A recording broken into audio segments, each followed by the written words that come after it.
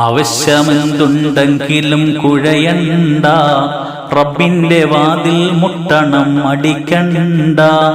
തുറക്കും ക്ഷണം അത് സോദരാ വിധിയുള്ളതാ, ഖുർആനിലായി നമ്മോട് പ്രഖ്യാപിച്ചതാ. മഹാനായ കഅബുൽ അഹ്ബാർ റളിയല്ലാഹു അൻഹു പറയുന്നു, ഔഹല്ലാഹു ഇലാ മൂസ ഇന്നി കതബതു അലാ നഫ്സി അല്ലാ അറുദ്ദ ദഅവത സ്വാഇം.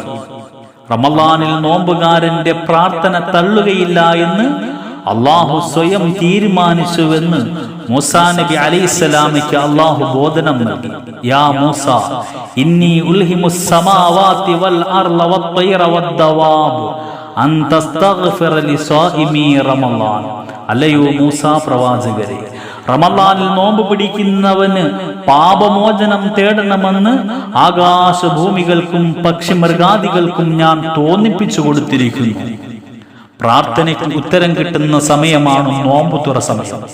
Abdullah bin Amr bin as റളിയല്ലാഹു അൻഹു റസൂലുള്ളാഹി സ്വല്ലല്ലാഹു അലൈഹി വസല്ലം പറഞ്ഞതായിട്ട് പറയുന്നു, ലിസ്സായിമി ഇൻദ ഇഫ്താരിഹി ദഅവത്തുൻ മുസ്തജാബ.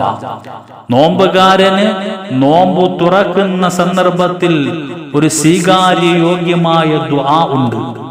Abdullah bin Amr bin as റളിയല്ലാഹു തആല അൻഹു തന്നെ നോമ്പ് മുറിച്ചാൽ തന്റെ ഭാര്യ മക്കളെ വിളിച്ചിരുത്തി ദുആ ചെയ്യുമായിരുന്നു.